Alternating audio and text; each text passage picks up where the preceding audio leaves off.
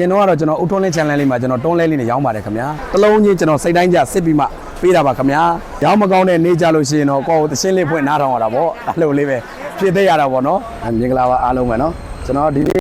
နေ့လေးတော့နောက်ကျသွားပြီဗျဘာလို့လဲဆိုတော့ဒီနေ့ကျဒွန်းသီးကားလေးအခုမှခိုက်တာဆိုတော့နော်နည်းနည်းနောက်ကျသွားပါတယ်ပုံမှန်ဆိုလို့ရှိရင်ကျွန်တော်မနေ့3 နာရီလောက်ဆိုရင်ကျွန်တော်သီးမလာသီးမှာရှိပါတယ်ခင်ဗျာကျွန်တော်ဓမင်းရှင်များအားလုံးကျွန်တော်အားပေးခြင်းနဲ့ဆိုရင်သီးမလာသီးကိုလှမ်းလာခဲ့ပါလို့ကျွန်တော်ဖိတ်ခေါ်ပါတယ်ခင်ဗျာသီးမလာသီးမှာလည်းကျွန်တော်ပွဲရုံလေးကိုလိုက်ပြပေးပါမယ်ဒါအခုကျွန်တော်ရောက်သွားနေတာတော့ကျွန်တော်ပွဲရုံသွားနေတာဖြစ်ပါတယ်နော်ကျွန်တော်ဒွင်းသီးတွေတော့အများကြီးပဲချထားပါတယ်ကျွန်တော်ဓမင်းရှင်တွေအားလုံးဒွင်းသီးလာရောက်စားသုံးလို့လည်းရတယ်မြေဆန့်ကြည့်လို့လည်းရတယ်အရေးသွေးကောင်းမွန်တော့ကျွန်တော်ရေးသီးတစ်မျိုးသာကိုင်ပါတယ်ကျွန်တော်ရှိမှာမုံထောင်းသီးတို့ခြံသီးတို့စားခြင်းလည်းရှိပါတယ်ခင်ဗျာအချိန်မြေးလာရောက်အားပေးလို့ရပါတယ်ဖုန်းဆက်ပြီးတော့ order လေးတင်ပေးလို့လည်းရပါတယ်ခင်ဗျာကျွန်တော်ပွဲရုံကတော့ဒီကာကြီးပွဲရုံနော်ကာကြီးပွဲရုံတက်တယ်လေးရလာမယ်ဆိုရင်3လမ်းမြောက်လောက်မှရှိပါတယ်ခင်ဗျာခုကျွန်တော်ဆိုင်လေးကိုလိုက်ပြမှာဖြစ်ပါတယ်နော်ဒီကမှတက်တယ်လေးလာလို့ရှိရင်နော်ကျွန်တော်တို့3လမ်းမြောက်ကလေးမှာပါဗျာနော်ဆိုင်လေးကကျွန်တော်ဓမင်းစများလုံးဝလာရောက်အားပေးလို့ရတယ်အဓိကတော့ order မှာလို့ရတယ်နော်အိမ်မှာနေနေဒိုင်မှာရောင်းတဲ့ဈေးတိုင်းပဲကျွန်တော်ရောင်းချပြီးမှဖြစ်ပါတယ်ဒါဒီလမ်းလေးနော်ဒီလမ်းလေးမှတ်တာပါဖျဲဒီလမ်းလေးတက်တယ်ရလာမယ်နော်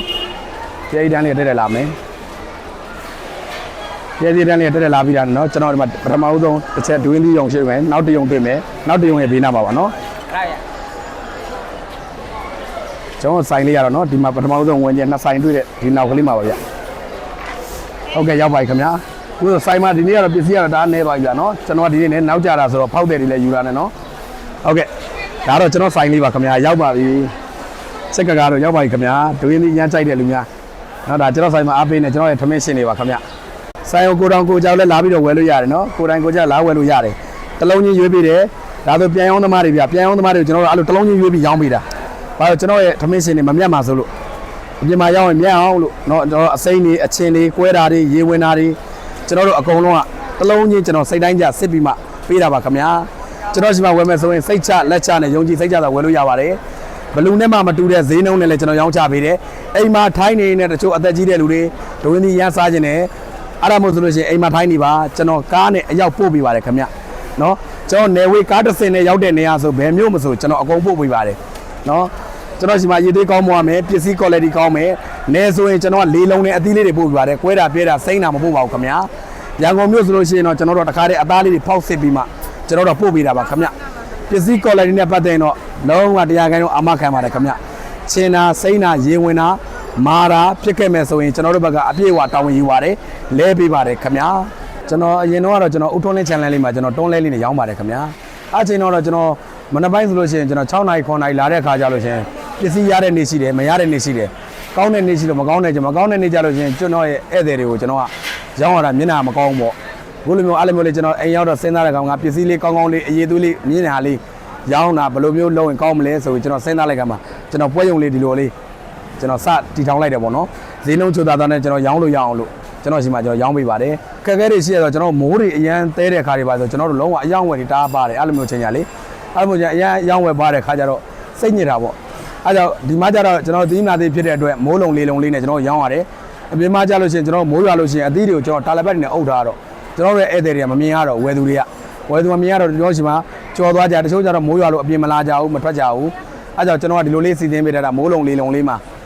ဧည့်သည်တွေအေးလူထိုင်စားလို့လည်းရပါတယ်ကျွန်တော်ဆိုင်မှာတစ်လုံးနှစ်လုံးသုံးလေးလုံးလည်းကျွန်တော်ရောင်းပေးပါတယ်ပွဲရုံတွေတော့များတော့မရောင်းပါဘူးဒါပေမဲ့ကျွန်တော်ကတော့ရောင်းပေးပါတယ်ခင်ဗျကျွန်တော်ဘက်ကအားလုံးလေးကျွန်တော်လုပ်ပေးထားပါတယ်ဧည့်သည်တွေပေါ့ဟုတ်မနေ့ဆိုလို့ရှိရင်တော့ပုံမှန်တော့ကျွန်တော်7 နာရီတစ်ချက်တီး3 နာရီလည်းဖြစ်တယ်ပေါ့နော်ဒါဒွင်းသီးလော်တော့မိတယ်ဆိုလို့ရှိရင်တော့ကျွန်တော်တို့မနေ့ဆို6 နာရီခွဲ6 နာရီလောက်ကျွန်တော်အရောက်လာရတယ်ရဲကမမီဘူးဆိုလို့ရှိရင်ည7 နာရီလောက်တည်းကျွန်တော်တို့ဒီမှာအိပ်ရတယ်ဗျဒီမှာအိပ်ပြီးတော့ကျွန်တော်တို့ကဟိုဘက်ကုံသေးကချလိုက်တဲ့ကျွန်တော်ပြေသားလေးတွေနော်ကျွန်တော်တို့ပန်းသားလေးတွေကျွန်တော်တို့စောင့်ပြီးယူမှဒီမှာဒွင်းသီးကလူရှိမှလည်းဖြစ်တဲ့အတွက်ကျွန်တော်တို့ညဆို7 နာရီတစ်ချက်တီးဆိုကျွန်တော်တို့ဒီမှာအိပ်ဆောင်ပါတယ်လော်တော့မိတယ်ဆိုမနေ့6 နာရီလောက်ကျွန်တော်လာပါတယ်ဗျဈေးကတော့အများနဲ့ရောင်းကောင်းမယ်လို့တော့တသက်မှတ်တဲ့မရှိဘူးပေါ့နော်ရောင်းမကောင်းတဲ့နေကြလို့ရှိရင်တော့ကိုယ့်ကိုသရှင်းလေးဖွင့်နားထောင်ရတာပေါ့အဲ့လိုလေးပဲဖြစ်သေးရတာပေါ့နော်အမေလွမ်းတယ်အဖေလွမ်းတယ်လို့ပေါ့ဖြစ်သေးရတာပေါ့နော်ရောင်းကောင်းတဲ့နေကြတော့လဲပျော်ပျော်ရွှင်ရွှင်နဲ့ပြန်ရတာပေါ့နော်ရောင်းမကောင်းတဲ့နေကြတော့လဲရောင်းမကောင်းလို့ပေါ့နော်ခလေးတွေလည်းရှိတဲ့အတွက်ကျွန်တော်မှလောကကြီးလည်းရှိတဲ့အတွက်ရောင်းမကောင်းနေကြတော့လဲဒီလိုပဲဖြစ်သေးရတာပေါ့နော်ပတ်စံကတော့ဟိုလိုအရင်ညက်တာတော့မဟုတ်ဘူးပေါ့နော်ကျွန်တော်တို့ကစုထားတာပေါ့ဒီနေ့9000မြတ်9000လေးစုထား မမြတ်တဲ့နေကြကျွန်တော်အားလေးနဲ့စားအားလေးမျိုးပေါ့နော်ကျွန်တော်အများကြီးအမျက်မယူပါဘူးခင်ဗျာကျွန်တော်ဓမင်းရှင်တွေပေါ်မှာစေနာထားပြီးကျွန်တော်ရောင်းချပေးတာဖြစ်တဲ့အတွက်အရင်မမြတ်ပါဘူးနော်တော်တော်ကြိုးစားခဲ့ရတာပေါ့ဒါလည်းကျွန်တော်နောက်မှအမြဲတမ်းထောက်ပံ့နဲ့ကျွန်တော်ရဲ့ဆရာရှိသေးတယ်ဗျကျွန်တော်နောက်မှအမြဲတမ်းထောက်ပံ့ကျွန်တော်ဆရာကျွန်တော်မင်းဒီလိုလေးလုပ်ပါလားဆိုတော့ကျွန်တော်သူကချန်ပေးတဲ့အားလေးနဲ့ကျွန်တော်မှရှိတဲ့ပတ်စံလေးနဲ့ကျွန်တော်တို့ပွဲရုံလေးငှားပြီးတော့ကျွန်တော်ဒီလိုပွဲရုံကအပိုင်မဟုတ်သေးပါဘူးဗျကျွန်တော်လောလာငှားရတာပါငှားရတာကိုကျွန်တော်ရဲ့ဧည့်သည်တွေကိုကျွန်တော်နည်းနည်းလေးနဲ့ကျွန်တော်ပွဲရုံကလေးရရင်ကျွန်တော်တို့အိမ်စားလို့ရရင်တော်ပါပြီကျွန်တော်အမျက်လုံးကအများကြီးတင်မထားပါဘူးအိမ်ရောက်ငွေချစ်စနေလဲကျွန်တော်ပို့ပေးတာဖြစ်တဲ့အတွက်ကျွန်တော်တို့ delivery ကဆိုလဲရှိရင်နီးဝေး9000မယူတာပါခင်ဗျာကျွန်တော်တို့တချို့ဆိုမှားကြတယ်ဗျရှေးတကုံတောင်တကုံမြောက်တကုံတွေမှားကြတယ်အဲ့လိုနေရာကြတော့မော်ဘီတို့ဘာလို့မှားတယ်တိုက်ကြီးလဲမှားတယ်အဲ့လိုနေရာကြကျွန်တော် delivery က9000နဲ့ကြဘလို့မှသွားလို့မရဘူးဗျဒါပေမဲ့ကျွန်တော်အဆင်ပြေအောင်ကျွန်တော်ဓမင်းရှင်တွေကိုကျွန်တော်အဆင်ပြေအောင်9000နဲ့ပဲကျွန်တော်ပို့ပေးပါတယ်ခင်ဗျာကျွန်တော်ပထမဦးတစ်ချက်ကကျွန်တော်အရန်ပြောတယ်နောက်ပြီးဘာလို့ကျွန်တော်ဆိုင်မှာတော်တော်များလာဝယ်တဲ့လူတွေအကုန်လုံးကဒီကိုကြီးအရန်သဘောကောင်းတယ်ကလုံးချင်းလဲရွေးအောင်တယ်စိတ်ချမ်းသာတယ်ပေါ့နော်ဝယ်သူကပီတိဖြစ်တယ်ဆိုကျွန်တော်ဝမ်းသာတယ်ကျွန်တော်တို့မမြတ်အဓိကကျွန်တော်အမြတ်ကိုဦးစားပေးပြီးလုပ်တာမဟုတ်ဘူးကျွန်တော်ထမင်းရှင်တွေအပြင်လက်လီလက်ကားလေးတွေလာတဲ့အခါသူနောက်မှမိခိုစားတောက်တဲ့မိသားစုတွေကကျွန်တော်ရှိကဝယ်သွားလို့မြတ်တယ်ဆိုရင်ကျွန်တော်အချိန်နဲ့တယ်အဲ့ဒါပဲကျွန်တော်လိုချင်တာကျွန်တော်ဆိုင်မှာတော်များလာဝယ်ကြတယ်ဝယ်တဲ့အခါကျလို့ရှိရင်အကိုကြီးရဲ့အစင်ပေးလိုက်တာကောင်းလိုက်တာ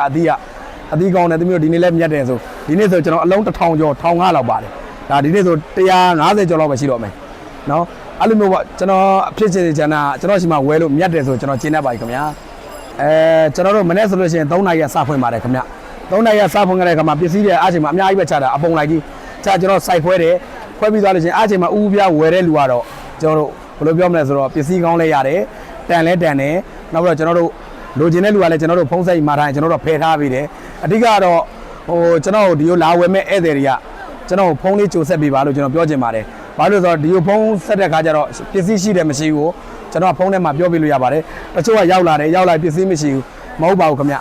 ဖလောသီးတို့ဗိတ်သီးတို့နဲ့တွေးလိုက်လို့ပါဒီလိုအမှန်ကန်ပစ္စည်းရေးသီးမျိုးနဲ့တွေးမယ်ဆိုရင်ကျွန်တော်100ရာခိုင်နှုန်းအမှခံပါတယ်မချိုးတာချင်းတာရေဝင်တာစိမ့်တာမှန်သမျှအာကြီးပွဲရုံကလဲပေးပါတယ်ခင်ဗျာအမှတ်တရတော့ကျွန်တော်အိုဒါပေါ့နော်ကျွန်တော်တို့အနေတုန်းကပစ္စည်းအလုံး240လောက်ပါတယ်ဗျအနေအမှတ်တရပဲအနေမှာကျွန်တော်ဈေးဦးလုံးအောင်ပါဘူး10ခွဲ17 7နာရီကျွန်တော်စောင့်နေဗျလုံးအောင်ပါဘူးအချိန်မှာဖြစ်ချင်တော့ထပ်ပြီးတော့မိုးကရွာချတယ်မိုးကရွာချတော့ဈေးမပေါက်ကြတော့မိုးကရွာတော့တာလပတ်ကြီးနဲ့အုပ်ထားတယ်ပေါ့နော်အဲ့လိုရမျိုးတွေကြတော့ငိုရတာပေါ့ဘာလို့ဆိုတော့ကျွန်တော်မှာပစ္စည်းတွေကရေဝင်တာတွေနောက်နာတဲ့ဟာတွေနောက်ရတိတ်လို့ရှိရင်ပစ္စည်းကမိုးထိသွားရင်မကောင်းတော့ဘူးမကောင်းတော့ကျွန်တော်မှဆုံးရှုံးမှုတွေအများကြီးပေါ့နော်ကျွန်တော်တို့ကလည်းအားတော့စပြီးဈေးတွက်ကားစားဆိုတော့အရင်ကြီးလည်းအဲ့လောက်မရှိဘူးအားတော့ဆိုတော့သမ ्या ရှိမှလည်းအဲ့လိုပေါ့နော်သွားဆွဲရပြူရနဲ့အဲ့လိုမျိုးတော့ပွဲရုံရှင်းရမယ်ပတ်စံနေနဲ့တော်တော်ကိုအခက်တွေ့ခဲ့ပါတယ်ဘာလို့လဲဆိုတော့အပြင်မှာရောင်းတဲ့လူတွေလည်းကျွန်တော်လည်းဖြစ်မှာပါဖြစ်ဘူးပါတယ်နော်အဲ့လိုမျိုးပို့ကြလို့ရှိရင်အာရမိသားစုကပါငိုကြပါဗျာစိတ်ထဲမကောင်းဘူးပေါ့နော်အယောင်းဝယ်မကောင်းတဲ့ခါကျတော့အဲ့လိုမျိုးလေးတော့ရှိပါတယ်ခင်ဗျာအမှတ်တရတော့ကျွန်တော်ဒွင်းသီးရွေးမယ်ဆိုရင်ဒွင်းသီးရွေးပုံရွေးနည်းလေးတွေရှိတယ်နော်တချို့ကြလို့ရှိရင်ဒီမှာကျွန်တော်ပြပြတချို့ကြတော့ဒီလိုလေးတွေညှစ်ကြတယ်နော်တချို့ကြဒီလိုလေးညှစ်ကြတယ်မှဲ့လားဒီလိုညှစ်လို့ရှိရင်စူးကမှဲ့တယ်ပါညာအဲ့လိုမဟုတ်ပါဘူးခင်ဗျဒွင်းသီးကဒီလိုလေးကင်နေကျွန်တော်ဒီကားဆိုရေးသီးဒီကောင်ဆိုအမွာအပြည့်ပါတယ်ဗျာနော်အမွာကြီးတွေအကြီးကြီးတွေဒီကောင်ဆိုအဲ့လိုမျိုးပြီးလို့ရှိရင်ကျွန်တော်လက်မလေးနဲ့လက်ညိုးလေးနဲ့ဒီလိုကတ်ပြီးတော့အဲ့လိုလေးနမ်းရပါတယ်ခင်ဗျာဒီလိုလေးနမ်းပါအဲ့လိုလေးနမ်းလိုက်တဲ့ခါကျလို့ရှိရင်သူ့ရဲ့အနံလေးကအထက်တဲ့နှာခေါင်းထဲကိုတင်းကလေးဝင်လာတာအဲ့လိုမျိုးဆိုဒီကောင်ဒီရဲ့အသီးကချိုးပြီးသားဒီထိတ်တွေကိုရှောက်မနမ်းရပါဘူးနော်ဒီထိတ်တွေကအနံ့ထွက်မှာမဟုတ်ဘူးဘာလို့ဒီထိတ်တွေကလေးလုံးပြီးသားတွေဖြစ်လို့နော်ထိတ်တွေကြတော့ကွဲတာပြဲတာမရှိတဲ့အတွက်အနံ့ထွက်မှာမဟုတ်ဘူးအဓိကကျွန်တော်တို့ဒီလိုအရင်နောက်နမ်းရတာဒီလိုနေရာကိုဗျာနော်ဒီလိုနေရာလေးကိုနမ်းရတယ်တချို့ကဒီလိုလေးဖြစ်တယ်အဲ့လိုဖြစ်เสียမလို့ဒီအသီးဆိုတာတချို့မမဲဘူးလို့ပြောလိုက်မယ်နော်ဟိုဘက်တွေကစူးကမထိတဲ့အတွက်နော်ဒါအမဲ့ပါခင်ဗျဒီလိုလေးနမ်းလိုက်တာနဲ့အထက်တဲ့အနံလေးကမှုေးနေအောင်ထွက်လာတာဗျကျွန်တော်စံနမူနာနဲ့လုံးခွဲပြပါမှာခင်ဗျာလုံးဝအရေးသေးကောင်းမွန်နေဆိုပြပါမယ်နော်ဒီမှာကြုံနေသည်ကျွန်တော်ခွဲပြအောင်ပါကြုံနေသည်ကျွန်တော်တစ်လုံးခွဲပြပါမယ်ကိုတော့ဒီလုံးလေးကျွန်တော်ခွဲပြပါမယ်နော်ဒါလေးခဏပြီးပါဒီလိုမျိုးလေးပေါ့နော်ပစ္စည်း quality ဘယ်လောက်ကောင်းနေဆိုတော့ဒီမှာကြည့်ပါဗျပစ္စည်းရဲ့ quality ကအရေးသွေးနော်ကျွန်တော်ထက်ကအသားလုံးဝသည်အစီကိုလုံးဝမမြင်ရပါဒီမှာကြည့်ပါအရေးသွေးဘယ်လောက်ကောင်းမလဲဆိုတော့ကျွန်တော်ကြုံတဲ့လုံးခွဲပြတာပါပစ္စည်း quality နဲ့ပတ်သက်ရင်ကျွန်တော်100ရာခိုင်နှုန်းအာမခံတယ်ဆိုအဲ့ဒါပါဗျနော်ဒါလေးဆိုကျွန်တော်18000ပါခင်ဗျအင်ရောက်ငွေချင်းနဲ့ပို့ပေးပါတယ်ခင်ဗျဒီဘက်မှာအလုံးကြီးတွေရှိပါတယ်ဒါကြီးတွေကလုံးဝ share ကြီးတွေပါခင်ဗျဒီမှာဗျနော်ဒါဆိုကျွန်တော်ပြောမယ်လူပေါင်းနဲ့ကြီးတယ်ဗျဒါဆိုလို့ရှိရင်တစ်လုံး2000ဝယ်ပါခင်ဗျပစ္စည်းရွေးပုံရင်းဒီဝါရာဖြူတာရွေးချင်တော့ဒီလိုရွေးလို့ရပါတယ်တချို့ကကြဝါရာဖြူတာမသိရင်ဒီလိုလေးရွေးပါဒါဆိုလို့ရှိရင်ဒါနိုးစီသီးလေးပါခင်ဗျာဒါဆိုနိုးစီသီးလေးပါခင်ဗျနော်ဝါရာဖြူတာရွေးတာကျွန်တော်အညာရွေးရတာပါ ပစ္စည်းကော်ရင်းနဲ့ပတ်သက်ရင်စိတ်ချပါဗျတခြားရှင်းပြီးမှတခြားရောင်းပြီးမှပါဟုတ်ကဲ့ကျေးဇူးပါခင်ဗျာ